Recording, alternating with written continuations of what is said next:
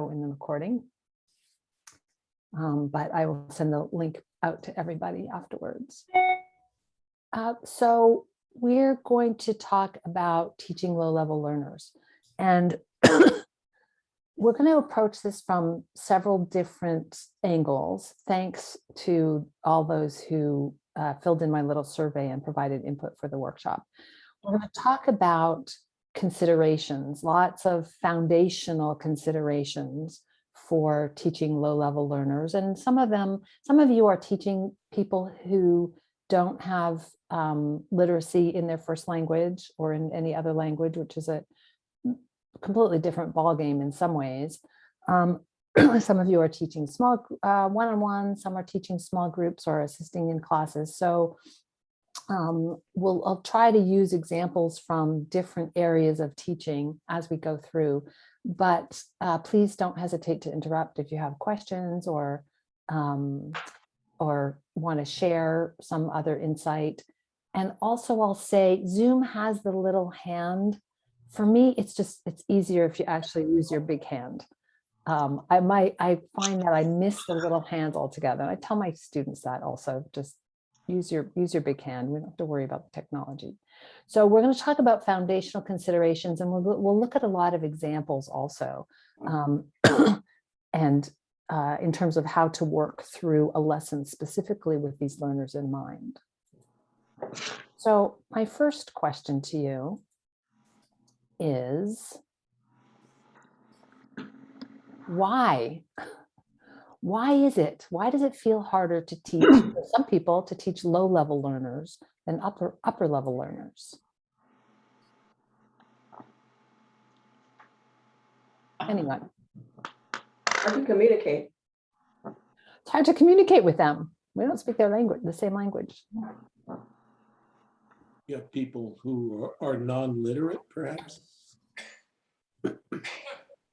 Right. And we're used to using written language for teaching, but also it's so much part of our society, right? You have to read signs and forms and letters, and yeah, we use language everywhere. Other things? Yeah, Laura. I think that it's sort of the environment they're in. Sometimes they can't be as devoted as other levels because they are working. That's what I found out. I mean, this is not saying anything negative about them, but they tend to be migrants sometimes, and then they really have to be working hard, and they get interrupted in their lesson flows. Yeah, it's really our students. So many of our students have complicated lives, right? But I would agree with Laura. In my experience with students at Beaverton Literacy Council, we have hard workers and people who absolutely need their jobs at all levels. But in general, at the lower levels, the people who need the language the most have the least time, and often the fewest technical skills and technical resources. They're going to attending classes on their phones, which makes things more difficult, and they might miss more classes for work or other reasons. They have fewer other reasons, and that makes it harder. So actually, before we do anything else, I want to show you something that I learned at the TESOL conference last week. If you were there, you might have seen this. What's this? Canister? It's a cup. Red cup. It's a cup. It's a cup. It's a plastic cup. But if you do this and you cut a little hole in the top, it is a tripod. Oh. For all those students of ours who are on their phones having to hold it or balance it or somewhere, if they have a plastic, or apparently someone told me it works well with a sturdy paper cup as well. So, all right. So it can be difficult for all kinds of reasons. And really what we're talking about with these learners is we have to help build their foundation. And they come to us with certain kind of foundation. And we need to understand what foundations they already have and help build a sturdy foundation to build the language on top of that. So consideration, someone mentioned this, low literacy in any language. So in this is a sign from a store in Honduras, and they don't do this only because they like pretty pictures, but because there are a lot of people who can't read. They're not going to have a menu of items like other things. And often it's no reflection on people's intelligence, right? It's just their opportunities in life, but it means they have learned many things in their life, but they have learned them visually. So we have to keep that in mind, right? Oftentimes these folks are visual learners because we live in a society, in a culture with so much writing. We have to build their awareness of the letter sound, phonemic awareness, the letter sound correlation. And I'll talk more about this in just a minute. Often if reading is not part of what you have done every day, you don't even necessarily think about, you think about a word, phonemic, does that start with an F or a PH? You not even thinking about what the sounds are and how they relate to letters. So developing that is really important. And throughout this presentation, you'll see these turquoise links. These are all live links. I will send out the presentation after our session so you can explore more. There was a Padlet, a presentation at our TESOL conference just a few weeks ago that was specifically about teaching phonemic awareness and phonics. And Pathway to Literacy is another excellent website that we will delve into a little bit later, but they have a specific section about that. Numeracy skills. So if you've ever worked with numbers with learners, numbers can be really difficult in another language. We think they may be self-evident, but they're just random series of combinations of letters that make up the word for example, or 5 or 6. But some of our students don't even have basic skills, basic addition or basic, I tend to do this a lot in class. I use the equal sign. It's the same. When I want to say it's the same, I'll use the equal sign. Well, that doesn't work if you don't have a basic math. And the other thing is learning strategies. And I'm going to leave that right there because I have a slide specifically on learning strategies. But in general, if you haven't been to school, you may not, or you haven't been to a lot of school, you may not think about taking notes, writing something down, looking back at it, how making time to do your homework, just some strategies that that may seem obvious to someone who has had the privilege of a lot of education. Questions? Okay, so phonics, and this comes from that Pathway to Literacy site that I mentioned before. They talk a lot, we talk about a lot about letters and sounds. So it's not just the letter, whatever letter you're going to start with, S, and the Pathway to Literacy website recommends in what order to cover different letters. But we're not just talking about a letter, we're talking about being able to identify that this word starts with a S sound. People who don't have literacy in their backgrounds don't even think about that. It starts with a sound, and you have to be able to know that identify that it starts with a sound in order to, once you know the letters, figure out that it's an S. And the same thing with the final sound, beginning sound and final sound. But just using a list of words is even less meaningful to our low literacy students than it is to anybody else, because the list of words doesn't mean anything to them. So we really always want to do it in the context of a theme. So whatever you're teaching, if you're teaching about food, we can be talking about food, right? Everybody, I love starting with food. Everybody cooks and eats, or at least eats. And we can use the food words to work with those sounds and the letters that are in those words. We want to practice sounds in words that are familiar to them. So introducing a new word and trying to focus on the sound at the same time is a real extra cognitive load. So we want to take those familiar words. This is advice. This is advice that goes for everything that we do, right? Continually recycle, repeat, recycle, repeat. I was going to say former marketing person, but I think once a marketing person, maybe always a marketing person. Some of you have heard me say this, that when in marketing, when you are pushing a product, marketing a product, one product, and you're saying the same message over and over and over and over and over again. And just when you can't even think about it, you can't even hear it you're just going to be sick if you hear that message one more time. Your audience is just starting to get it. And sometimes it seems that way with our students, that repetition is so critical, and it is with the sounds like anything else. And the end goal varies. For starters, it's often listening and recognizing sounds, reading the corresponding letters, and eventually listening, reading, and writing. The Pathway to Literacy site has great, very detailed, step-by-step goals, objectives for phonemic awareness and phonics instructions. So if you were teaching a student who's in that category, I highly recommend it. Questions? Okay, so the first one is low literacy students.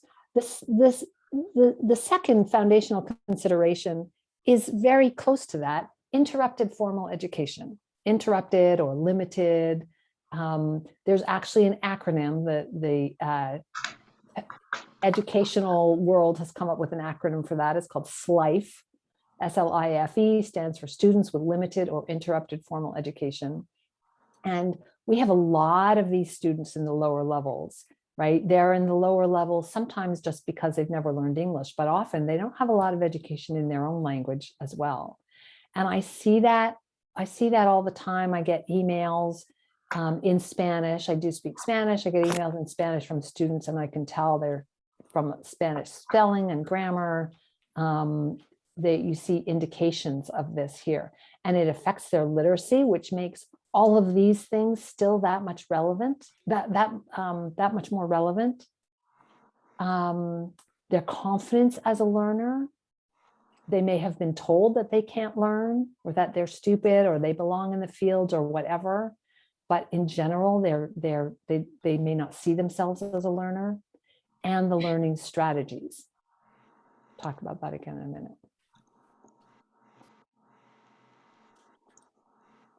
The next category applies certainly not only to low level students, but to higher level students too, is the culture of formal education.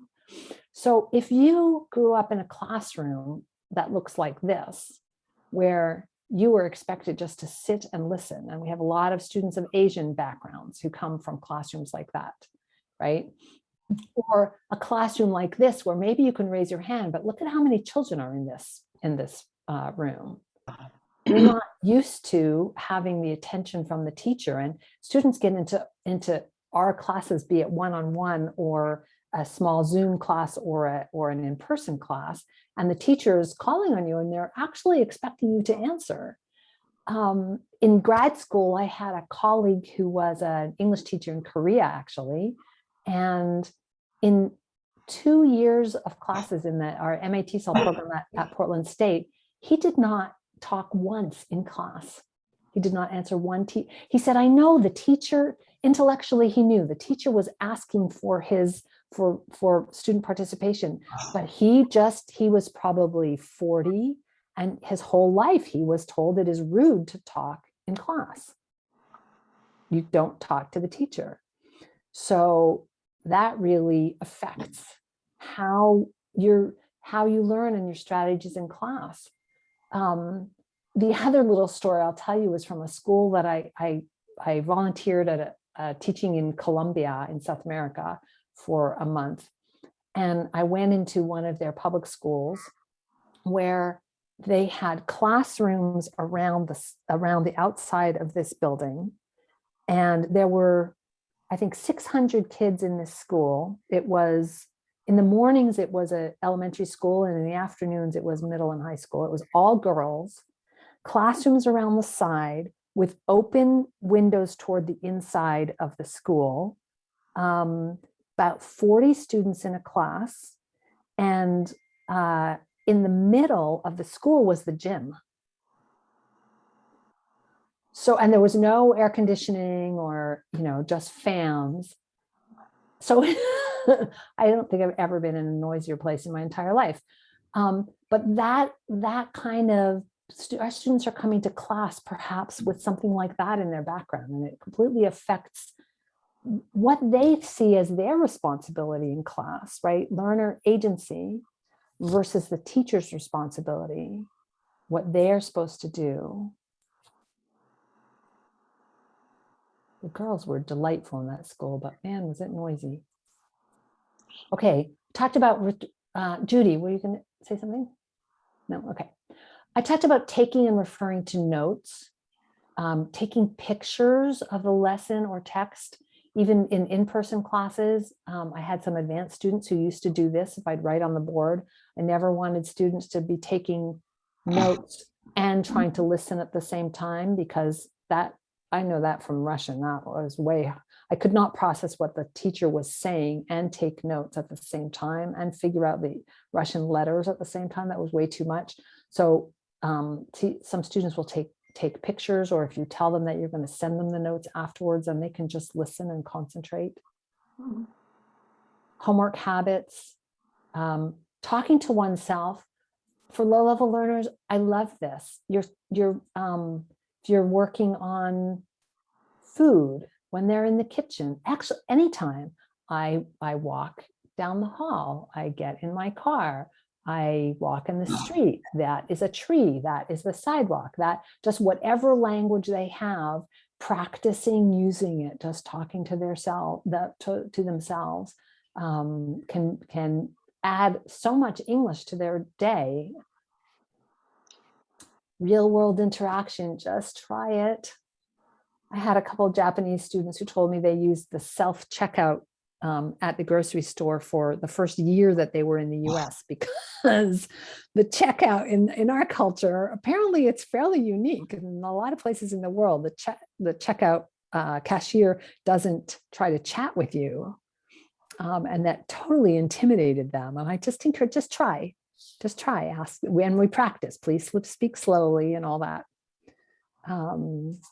And of course, there are the self-paced learning tools. We've probably mostly heard about Duolingo. I don't know if you're familiar with usalearns.org, but these are things that you can do with your students and teach them to do on their own. There are a whole ton of other ones like Duolingo. USA Learns is different, a little unique. Questions? Okay, so the other one that someone brought up is we don't speak their language. This is a real world. I had a Pashto speaking student from Afghanistan. I had sent her the class information by text. Someone clearly had helped her sign up for classes, and I sent her the class information, and this is what I got back from her. I thought, okay, I can deal with that. I'll just put it into Google Translate. And this is what I got.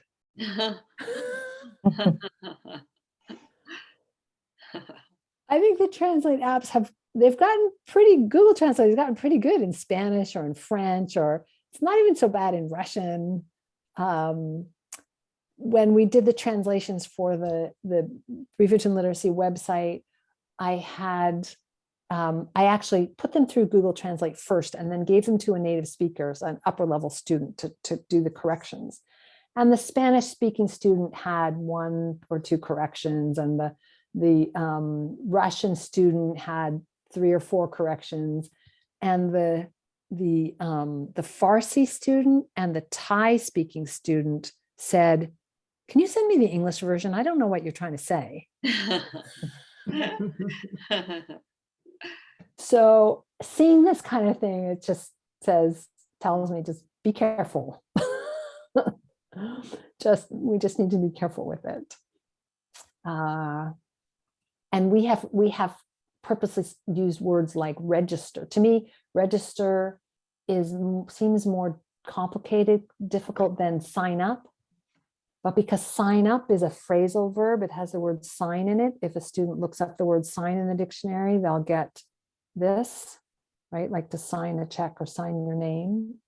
So, yeah, translation can be beneficial, but it can also be not so beneficial.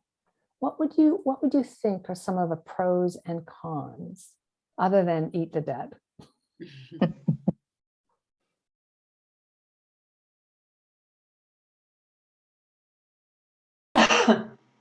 Ideas, pros and cons of translation.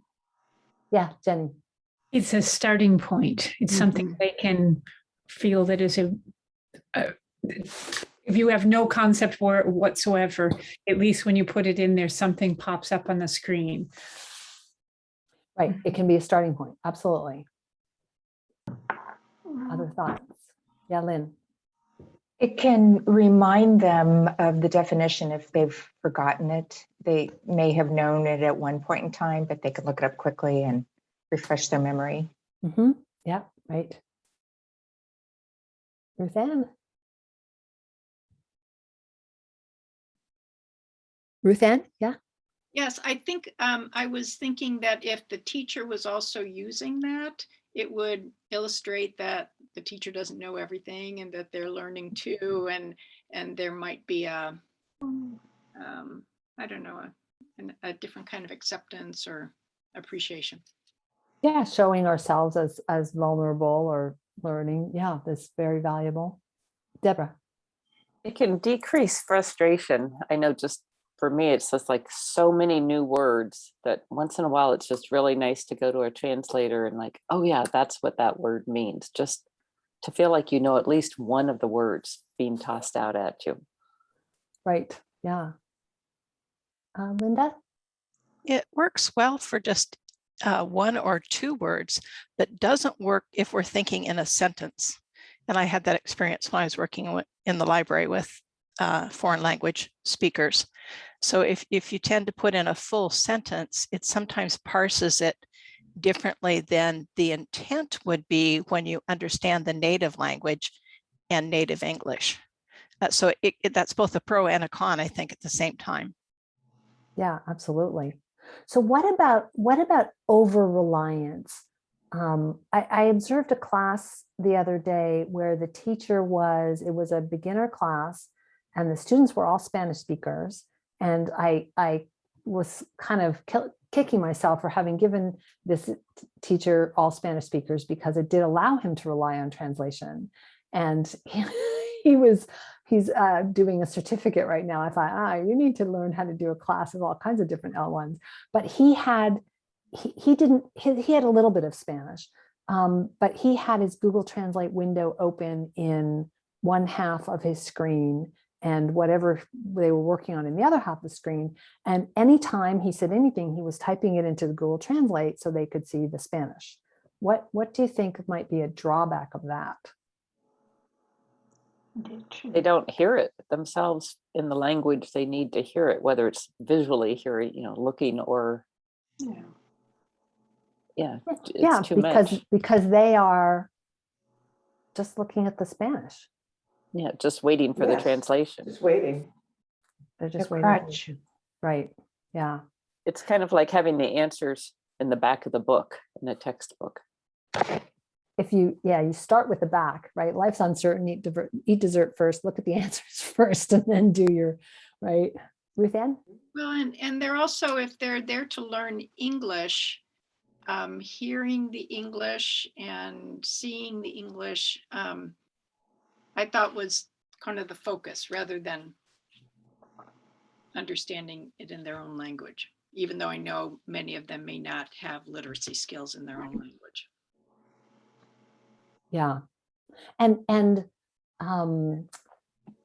and so they're waiting for the English, they're waiting for the Spanish. They're not really hearing or seeing the English. This teacher was focused on, well, these are instructions and I need them to understand my instructions. And this is the class material that we're doing. So that we're going to be doing in English, although he was using some translation there also. And one of my points to him was, people need that the students can be learning just as much from your instructions if you phrase them in a way that they can understand as they do from the purposeful material, right? If we can, because our students have to be able to understand instructions. And they live in a world where they're not going to understand everything, but they have to, if we can really put as much thought into how we're giving instructions as we do into the material that we're doing, our students can learn just as much from both. Other thoughts on that? So our students come to us with these foundational situations, and we can build on whatever they have. And in general, they can recognize objects, and they have daily needs. They need to shop, they need to talk, they need to talk to a teacher, they need to take the bus, or whatever it is that they need. And so these are two things that we can put at the very foundation of what we're doing and build on them, regardless of their literacy level. So in second language teaching, there's this meta term called comprehensible input. And that's what I was just talking about making the instructions understandable. Whatever we say we want to understand, and to minimize, to use translation where it's strategic, and but not more than we have to. I had a student, a Spanish speaking student a couple of years ago, who said, Linda told me, I finally figured it out. I have to, what did you say? My English finally started getting better when I stopped worrying about how to say that in Spanish. And I just thought, I went from here to the word cup, rather than going from here to vaso to cup. And that's what we want students to do. And that's why, if we can avoid translations as much as possible, we can help our students get there faster.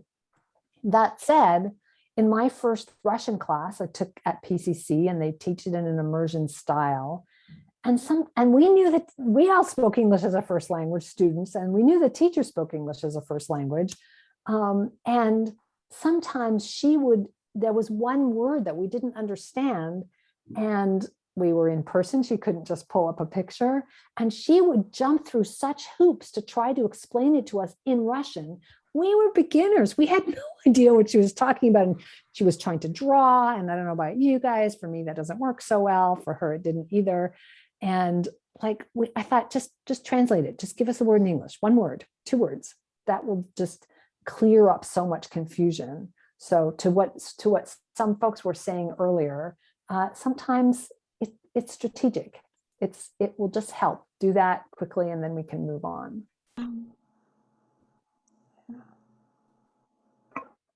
So, okay, ways to show instead of tell. So this is called a Klein. If someone wants to know what awesome means, okay, we're not teaching our beginners awesome probably, but this was the only picture I could find. We can put good at one end and awesome at the other end, and maybe, excellent in the middle. What does enormous mean? Small, big, enormous. What does tall, short, tall, that we can do with pictures. Prepositions of location, very visual. Eyes, one eye, 2 eyes. That's easy to do plurals. In my class last week, we were doing head and shoulders, knees and toes, knees and toes. And you know what? They loved it. they didn't think it was too, and then I just turned it into a chant. We did head and shoulders, knees and toes, head and shoulders, knees and toes, to see how fast they could do it. Eyes, ears, mouth, and nose, over and over and over. And then we started the following 2 classes by doing that chant. And this is very visual. We just did it with our bodies. We didn't even need the picture. Sometimes a little silliness works. In my class this year, my level 1 class, I have the class has a different assistant on both days. I didn't think they would understand. On Mondays, Kristen is going to be the assistant, and on Wednesdays, Allison is going to be the assistant. And we have a different, I just showed them this. And we talked about days of the week, which they needed to learn anyway. Some of them knew them, Monday, Tuesday, Wednesday, and they got this. You're on mute. Where's your mute button? Lots of this. And I have in my class notes, I had at the beginning, I had a picture on a phone, on an Android phone, and an Apple phone, and on a tablet, and on a computer. Since of course it's a little bit different in each one, but picture, picture, picture. Sometimes it's not a picture, but it's examples. First name, last name, first name, last name.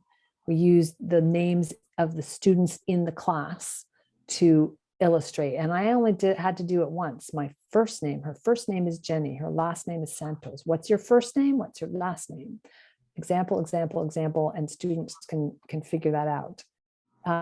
This is one that we do in the beginner classes, and we continue to do, I think, probably forever.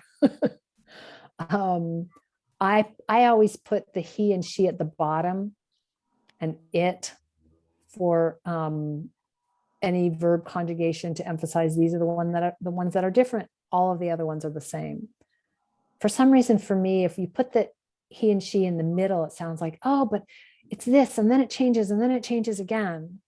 But if we isolate the he and she, and actually I would probably put a space if I can get, I would probably do it that way. So illustrations, examples, examples, and more examples. Okay, that's not gonna work. Okay.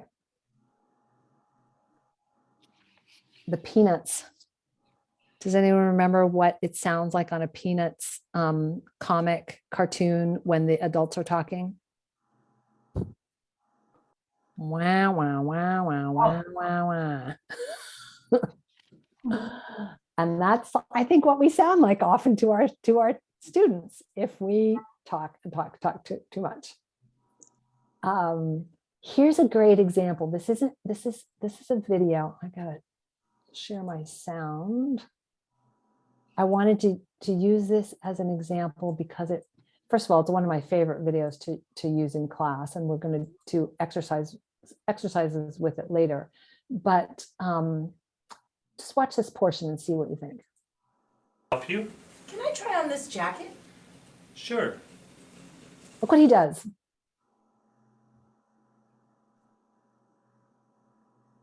Can I try on this jacket? Sure.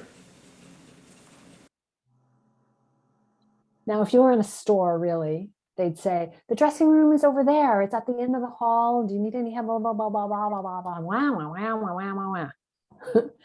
And I know we get caught in that too, where, oh, hold on just a minute. I need to get my screen up a little. Zip.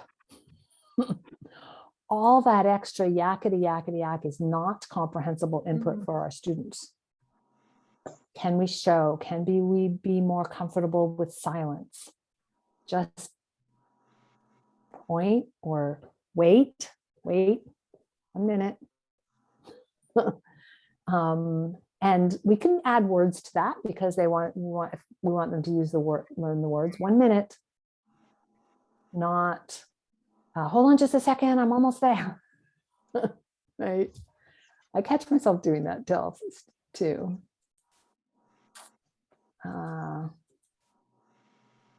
All right, so some other samples from classes that I have done lately, in case it's helpful to visualize. This was a beginning class that I taught this past summer. We started with this, mute, no mute, mute, no mute. And in several languages, the word microphone is very similar to an English. So even though microphone sounds longer, sometimes that word works because it's similar. In Spanish, it's micrófono. And we started with this very simple. Do you like? How do I say like? Yum. Do I like? Yes, I do. A use of colors and lots of repetition. So this was my class materials. I wanted to see, so here I gave them, oh no, I didn't even give them. I wanted to see, do you know? Because our students know a lot of things. If they don't know, it just takes a minute to type in broccoli. Yes, I do. Do you like, and this empowers them right away. They can answer a question. Do you like broccoli? Yum, yum, yum. Yes, I do. No, I don't. Yes, I do. Laura, do you like broccoli? Laura, do you like broccoli? I love broccoli. Okay. Lynn, do you like broccoli? Yes, I do. Okay, so sometimes someone will give an answer like Laura did, and that teaches us something, right? It tells us something that our students know how to say. And if they don't know how to answer, we can say, yes, yes, I do. And I've carefully made this one green and this one red. We have all kinds of food. So we're getting into plurals here. Once I got to know the class a little bit, do you like cookies? And then other very simple questions. Is it healthy? Is it expensive? This is a word that's important to a lot of our students. And we went back to the same thing, broccoli, lettuce. Now they know, they've heard at least once what these things are called. We're going to use the same vegetables again.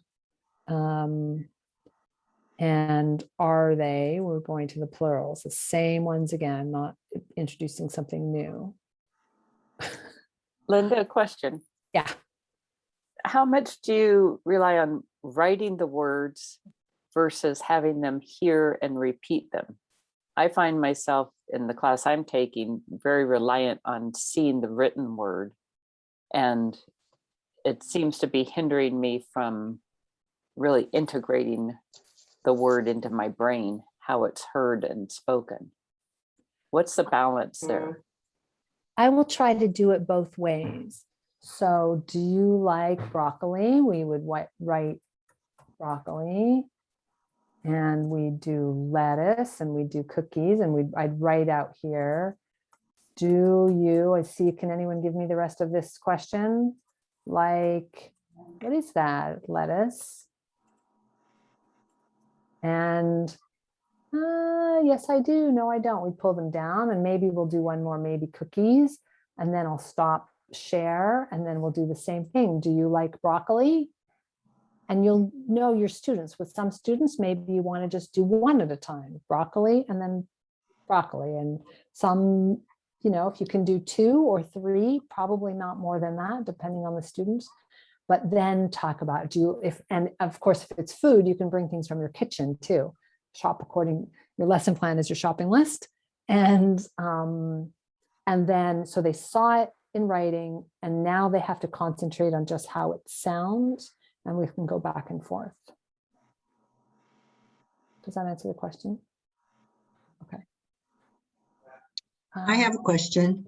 Yeah. Man. What if when they answer, you can't understand what they're saying?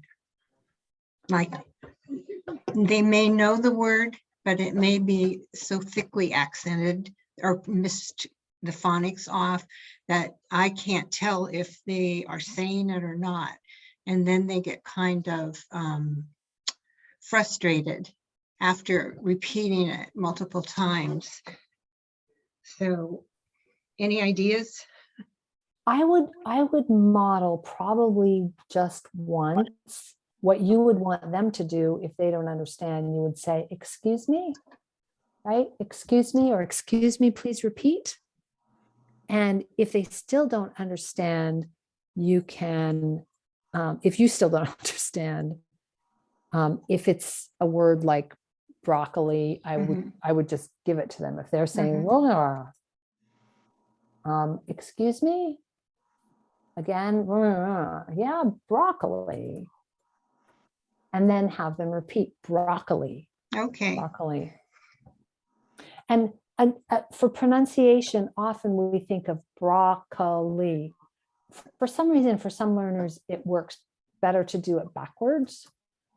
So we say Lee. Everyone repeat Lee.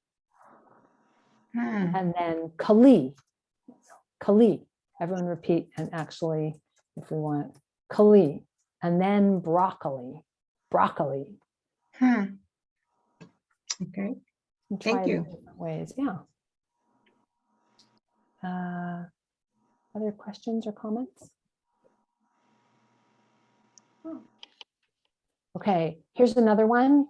So this isn't actually Allison's family. Allison was my assistant in this class, and I didn't have her permission to share her family picture with everyone. So if there's some inconsistencies with the text on the bottom, that's why, because I stuck a new different picture in here. But we were doing family. This was in a level 1 class, not at least Beaverton Literacy starts at level 0. So this wasn't the very lowest, but again, very visual. We had been talking about clothes. We had been talking about different clothes. And so and describing people. So we described her family. And then we were learning how to talk about possession. And that was it. Pronouns. And it was all coming back to the picture. So even while you're working on text, if what you're doing is based on a picture, yeah, some of this stuff is not. Oh, and then we went to, okay, Maria is a woman. Maria and Daisy are students in the class. So we did it based on the picture. It's easy to see, and they have the support of the text in case that helps them. And then we just looked at each other's faces and said, who has a white shirt? White shirt. Pam has a white shirt. A lot of for some reason, I seem to choose pictures with stripes. So my classes are all learning the word stripes. Who has a striped shirt? Oh, Alex has, that's not Alex. Yeah, Alex has a striped shirt. Carrie has no, bad video. Yeah, just based. And if your student or students don't have a written tradition, you might want to start with the oral, with the interactive, and then go to the written and do the same thing that you did orally in the written part. Questions? Okay, here's one more example. And I've used this before. Pardon me if this is a repeat for some of you, but we're talking about to teach about dates. How do you teach students that we say November 5th, not November 5, and December 2nd, not December 2? I start with the concept. Most students understand the concept of first, second, third in the context of a race. Starting with the race, and we talked about he is first. And if you're online and you like Zoom annotate, you can do things like this. The man is first, the man with the black shorts. Second, green, third. And then we went to 5th, 6th, 7th, or whatever, one, first, second, third. And then I explained we use the same first, second, third for dates. First, second, third. And we go from there. So very visual. I have tried teaching this just starting with the calendar, and I have never been successful. But in teaching it this way, I just did it again with a group a couple weeks ago, and yeah, they got it. So not foolproof, of course, nothing is, but questions, comments? Okay, So let's see, where are we? Okay, so in terms of minimizing words, let's see, Anne, can you read number 1 for us, please? We're going to review the homework that students had trouble with. All right, anybody now, thank you. Can you say that in fewer words? Say some, it doesn't have to be saying that, but you want to get some concept across to your students related to number 1. Let's look at the homework. There you go. Yeah, James. Homework questions. Excellent. Let's look at the hard homework. Let's look at the hard homework. Yeah, let's look at the homework questions, homework. This came, I hate to pick on that poor teacher. He really turned things around, but this is one thing that he said, and he typed it into Google Translate, because of course students are not going to understand this. But this goes to the concept of just minimizing our words, just comprehensible input. Okay, let's see. Carrie, can you read us number 2, please? We are going to learn about prepositions. Do you know what prepositions are? Thank you. So what might we say instead? What are prepositions? Yeah. What else? Do you know about over, under, in, on? Yeah. Oh, or just over, under, in, on. Ooh, that would be a good chant too. Over, under, in, on, over, under, in, on. Yeah. Do our students have to be able to define what prepositions are? No. I'll bet you there are a lot of native English speakers who don't know what a preposition is. They use them every day, all the time. Okay, what about, can you read number 3, please, Sue? Oh, your mute is on. What parts of the body do you know? Good. Okay, what can we say instead? Let's learn body parts. Let's learn body parts. What else? Body. Just What body. Shoulder, knees, and toes. Yeah. Sure. A picture. Yep. Or our realia right here. What's this? What's this? What's this? I have never found a beginner student who knew how to say elbow. But that doesn't mean the ears won't. Right. So just in everything that comes out of our mouth, this is learning opportunity if it's comprehensible input for them or aided by a picture or something like that. Other questions or comments? Okay. So let's turn to topics, common topics. What are some common topics to teach low-level learners? Food. Body parts. Body parts. Family. Weather. Greetings. Money. Numbers. Directions. Ooh. Directions. Okay, so there are more, but this is a good start.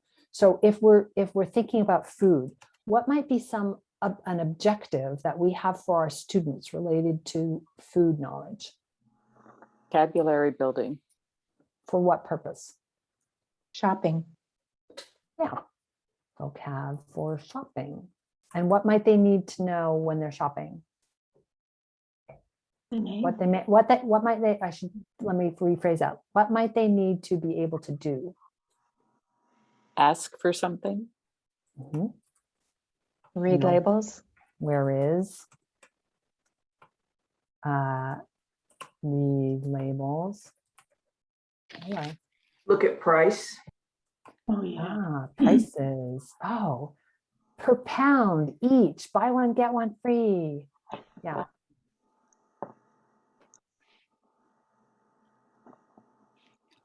That's a good list, a good start. So depending what our goal is first, that's going to dictate what comes after.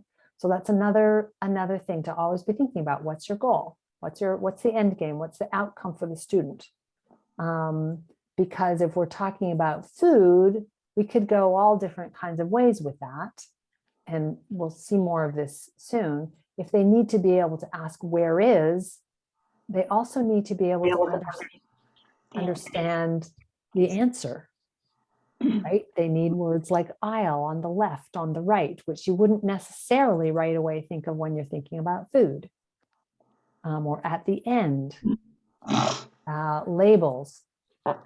Labels are one of those things where most of us don't understand everything we see on a label anyway, but maybe if there's someone in their household who has allergies, they need to be able to recognize. They don't need to be able to understand everything. They just need to be able to recognize if a food that they're buying has that ingredient in it to keep away from the allergies. And of course, prices, how much, how many. Okay, body parts. What kind of objectives? Going to the doctor. Okay, what about going to the doctor? Maybe saying what my head hurts or something like that. Yeah, so expressing pain or because for a beginner student, they're not going to be able to go to the doctor independently probably for quite some time, right? They need to be able to ask for an interpreter. But this, for them to be able to express pain even without an interpreter, that's very powerful, very empowering. What else? If you needed to buy a piece of clothing or a pair of shoes, you want to be able to point to your feet. Buy clothing. So in this case, it might be too big or too small. You need those kinds of words. Maybe you want different colors. We think of body parts as really fundamental, and yet how often do we actually name them? No, usually it's in some connection to health. It's handy for grammar because everybody's carrying their body parts. Yeah, so what kind of grammar can you would you teach related to grammar? You can practice plurals and singulars and singular, and don't use an article for plural. Yep, really good. Because that's a little natural. We all have, well, most of us have two eyes, and some of us use them better than others. So yeah, sometimes in terms of food, going back to Beth's idea about grammar, one of the common things to teach with food is count and non-count nouns. How many, how much. It may be recipes. All right, what about family? What might be some objectives related to family? Calling the school to report an absence of a child. So I'll say conversations, yeah, conversations about child. But that particular one that you brought up, calling the school or emailing the teacher, whatever, is very important. You have to be able to say, she is my daughter. I think they're good for just basic verbs. Okay, You know, good. To be, to have. I have, and the difference between them, right? I have 3 sisters. I have 2 brothers. Being able to describe your family to someone is also, if anyone's working with social workers, right? So a lot of our students are working with social workers. They need to be able to talk about their family, not just their children, maybe their parents or the grandparents or cousins. You have different people living with them, talking to landlords. You might have to explain members of your family who are with you. It's also just fun. Which sometimes, that's a good objective in and of itself. Okay, weather. Temperature. And what would you want to do with temperature? What system are you using to measure temperature? Celsius, Fahrenheit? Yeah. So if they see a temperature, they need to maybe understand there's a different system. What else, Linda? Although not as often around here, but there are safety issues that you can teach with weather. Listen for these words: ice, snow, alert. What is that? If you hear this sound, this long sound, what does that alert mean to you? Absolutely. Yeah. Anyone was in Portland last February, middle of February, right, for a wonderful ice storm, but we also have windstorms and Right. Lots of things. Or there are alerts for missing children or silver alerts. They may have alerts that come across their mobile device that they need to understand what that sound means and what they need to do with it. Yeah, so I have this in next week's materials, but since it's come up, I just share it. Here's a weather forecast. What could be your objectives around that? How to dress. Planning what to wear for the day. Mm-hmm. How about days of the week? Today, tomorrow, next week, in 2 days, 2 days ago, right? Weather forecasts have days. We need to know when something is going to happen. And of course, words for cool, cold, that's one where I would, what is cool? Cool, I would say hot, warm, cool, cold. Spread them out more. But yeah, that's how I would explain what the word cool means. I would just draw an arrow like this. And then they get 4 for the price of 1. It's good for seeing numbers in a different way as well. Absolutely. So, the number of 5 and 4 isn't just adding that, or what does 54 degrees mean? The little circle. Yeah, and just saying numbers. Weather forecasts are great for saying numbers. You have percentage numbers, you have degree numbers, and numbers are really hard. Yeah. So, okay, let's see where we were now.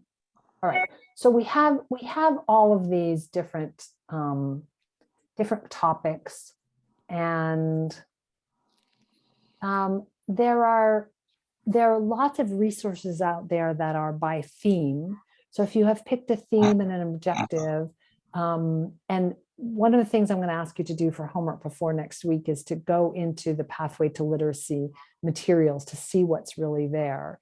And so I'll talk a little bit more about that when we get it. But they have photo banks, they have entire presentations of weather words, of shopping words, of, all different, and they're already curated, and probably not all white people, which is sort of one of my pet peeves when I'm looking for photos to use in class. They have stories and videos based on the themes. You also have, let's see if I can get it for a shot here. This is from my little website, Linda's TESOL. I have several resources in here that can also help you decide what to teach. This is a straightforward list of skills, reading skills, writing skills, listening skills and what, all right, there we go. Beginning literacy listening, and it starts with demonstrate understanding of high frequency commands. I know it's very small. I'm not going to go through it all, but I just wanted to give you an idea. So with beginning literacy, it has listening, speaking, reading, writing, technology, and higher order thinking. And then it goes to the next level, beginning low. This can also help you see where does your learner fit in to this, what will come next in terms of, you know, what kind of focus, what kind of objectives, learning outcomes you can focus on next. Ventures is a textbook that, you know, you probably know, there's no panacea in textbooks for adult English learners. Ventures is, I think, better than most. It happens to be what Beaverton Literacy is using now, although I put together this page several years ago. And at the beginning of every textbook, there's what's called a scope and sequence. You may be familiar with that. And the scope and sequence tells you for each unit, what is the theme, what is the grammar that we're going to be using. So if it's health, we're going to talk about body parts, and we're going to learn about be versus has, or something like that. And even if you're not using a book with your students, you don't even have to get the book. You can just click right here and get the scope and sequence for every level of the book. And it can give you ideas about where to go next and what to cover and what kinds of things to group together. The CASA standard, some of you, I saw a couple of people at least are volunteering at PCC or another community college. And they're really reliant on the CASA standards, a set of competencies that was developed by some expert body. And for an organization like PCC, their funding is based on how students progress along the CASA standards. They're standardized tests that go along with that. So I have them linked in here too. And all of these things are linked into here. And just TESOL what to teach. That's where you find that. I also have a page of beginner things. It's a little bit random, maybe. Just whenever I find something really cool or I take the time to create something, I think it's a real shame if I don't share it. So that's what that website's all about. Questions? Okay, so those of you who were with me last month, for you, this will look familiar, but this is so if we know what we're going to teach or what our objectives are, how do we decide, you know, in what order to do things and how to move through activities. This is ultimately, we want them to have independent competency with whatever it is that we're teaching. If we're talking about family, we want them to be able to talk about their family independently, to be able to describe, if that's one of the objectives, to describe their family or describe what family members are living with them. We want them to be able to do that. But we can't just start there. We need to scaffold it. We need to start with something supported. And supported learning is where the learner doesn't need to produce the language. Maybe they just need to recognize it. And if you let's see, whoops, here, sorry. Which skill, broadly speaking, is more cognitively more difficult? Speaking, listening, writing, or reading? Okay, two of these are further down the continuum, and two of them are further up on the continuum. So which are the more supported skills? Reading and writing. Reading and yes, and listening. Yeah, right. Reading and listening are more supported because they don't have to produce their own language. So they just have to be able to understand, because we're going to give them comprehensible input, understand and be able to read, understand, and maybe we're reading to them. Writing and speaking are always further down on the continuum because they have to produce. And it's important, it's critical to be moving down there. But as a start, we're usually starting with reading or listening. And if it's a low literacy learner, listening may be a good place to start even before reading. So, okay.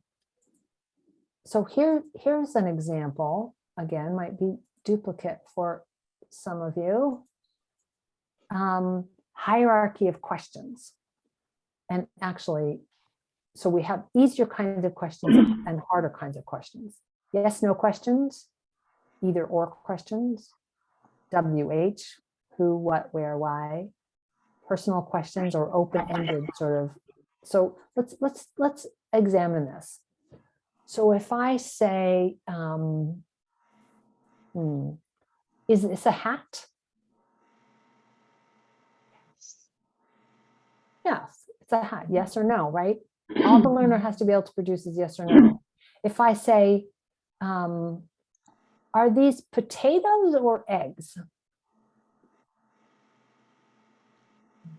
Potatoes or eggs. Now they have to know maybe just one of those words, but they have to come back with a word, not just yes or no. So that's the next one in our hierarchy.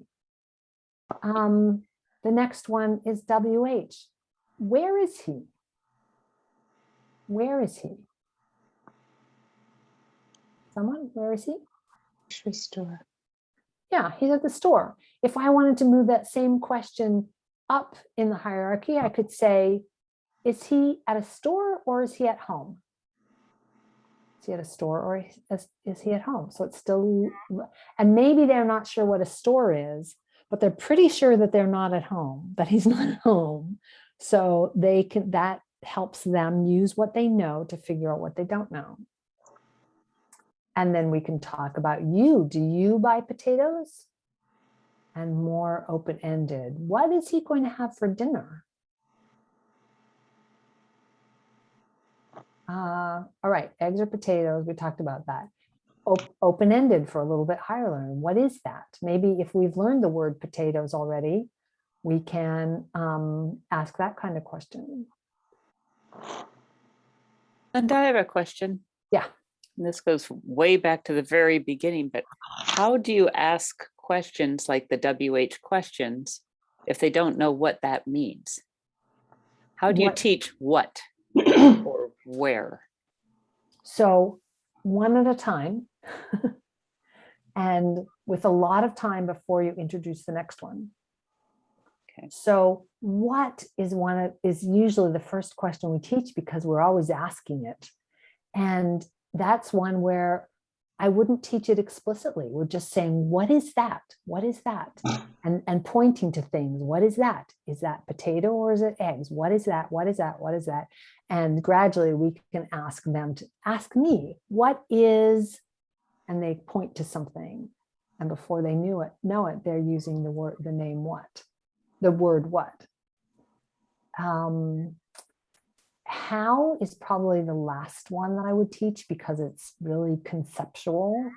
I don't even know if you do that in level 1.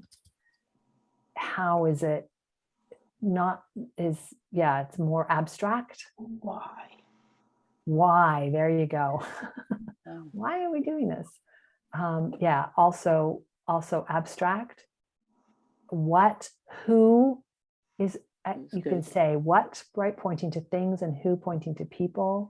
And where is, and yeah, where. Okay. When you can do with a clock, but when you can do with a clock or a calendar.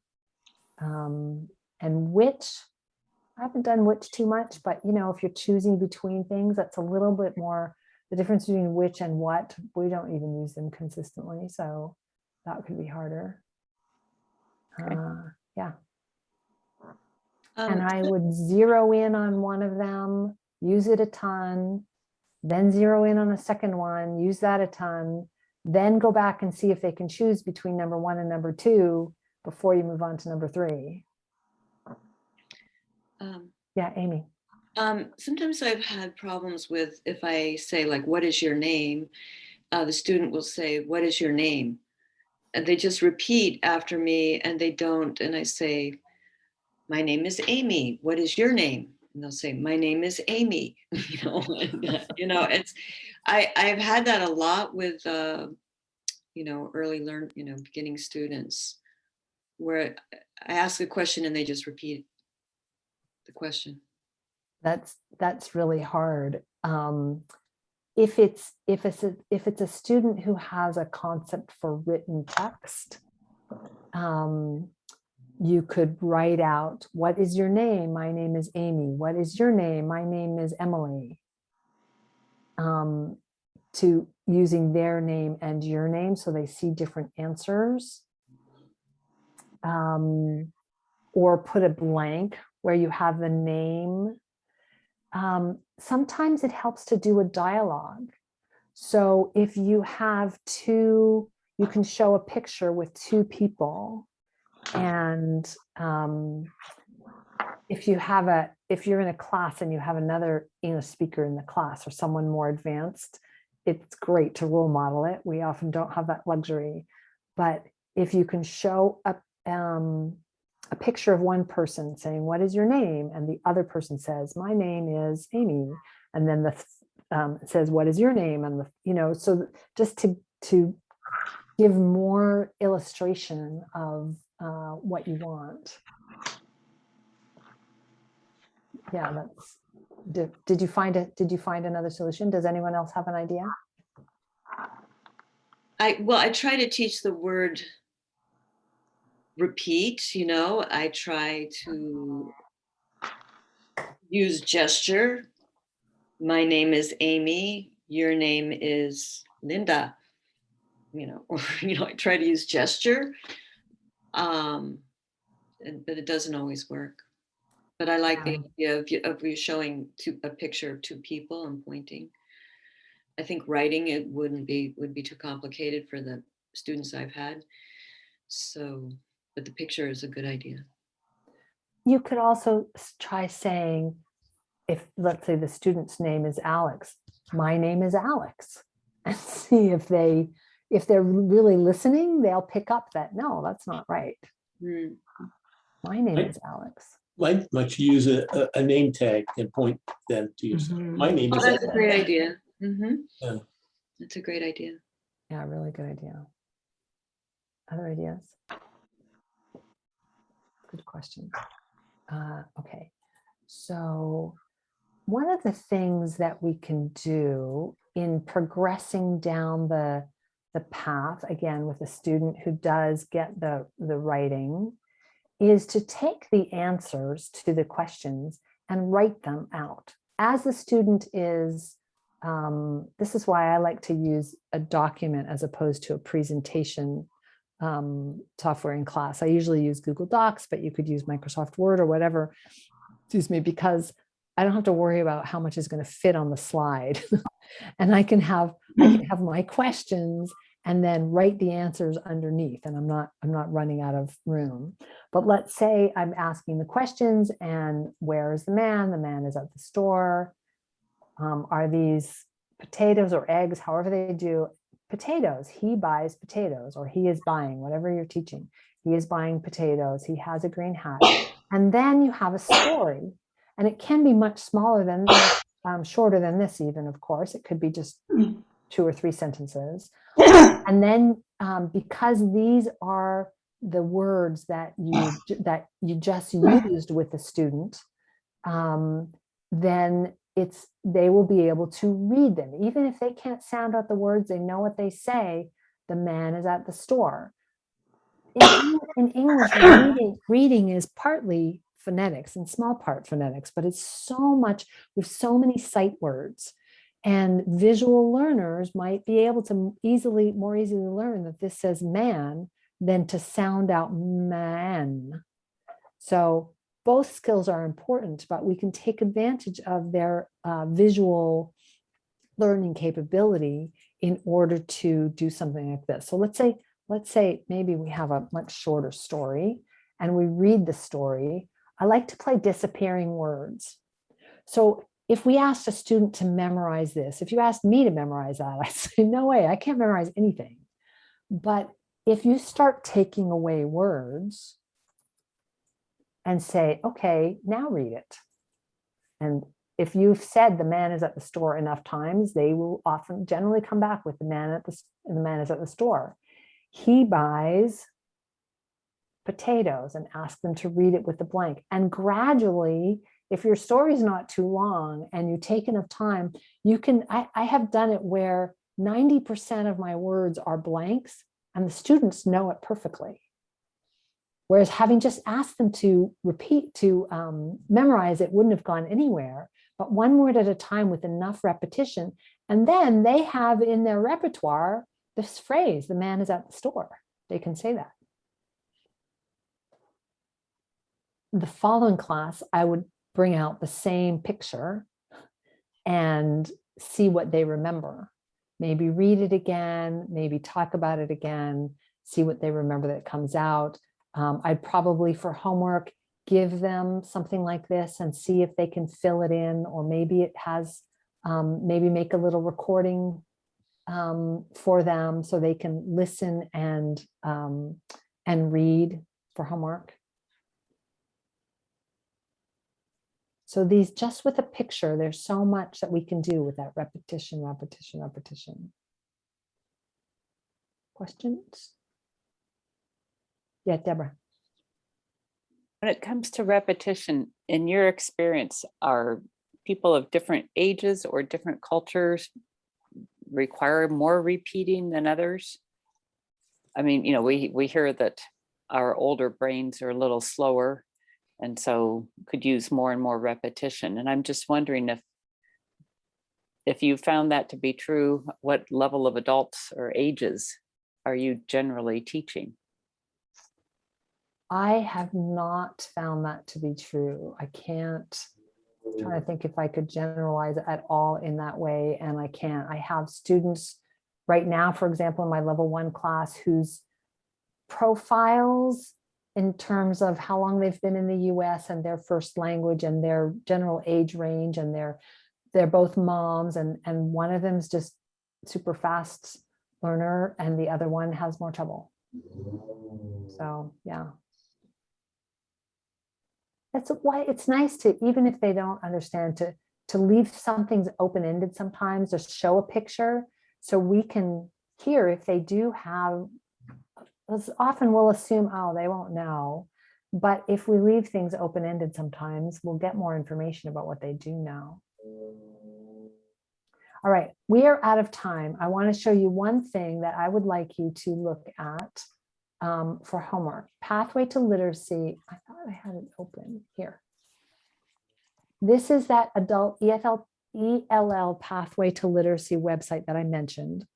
And what I would love you to do is look at, just get familiar with it. So these are learning outcomes. They're all the same. It's just different presentations of it. This is a chart. This is a list by category. This is in a table. So you don't have to dive in and, you know, learn exactly what's in there, but just take a look and see, which format works best for me and what I might do with that. They have unit maps. So pick one. Of course, if you have time for more, great, but try to pick one and just see what's in the unit map and what kinds of things they're talking about teaching. And then for whatever unit you choose, check out one or two of the lesson plans so you can see how they're actually developing. And these lesson plans are really not bad. They're pretty good. They don't answer all my questions, but they're yeah, I think they're really a great starting point. If there's one issue I have with them, it's that they're packed. There's so much in them. And so just don't let that intimidate you if it is likely to, and just take what they say you might do in a week, I might do in a month, or, you know, whatever it is, depending on your student. But I think they do a really good job of the progression and addressing the different aspects of literacy. And they're specifically focused on students who come with low literacy. So it could be helpful. All right, other questions or comments? Excellent. I will send out the presentation with all the links and this link to the Pathway site. And I'd love if when we come back next Monday, if you can be prepared to share your impressions, something that you found that was helpful or not helpful, or questions, or particularly interesting about this pathway site, something that you found. All right. Thank you. Thank you. Thank you. Thanks, everyone. Thanks, Linda. Thank you.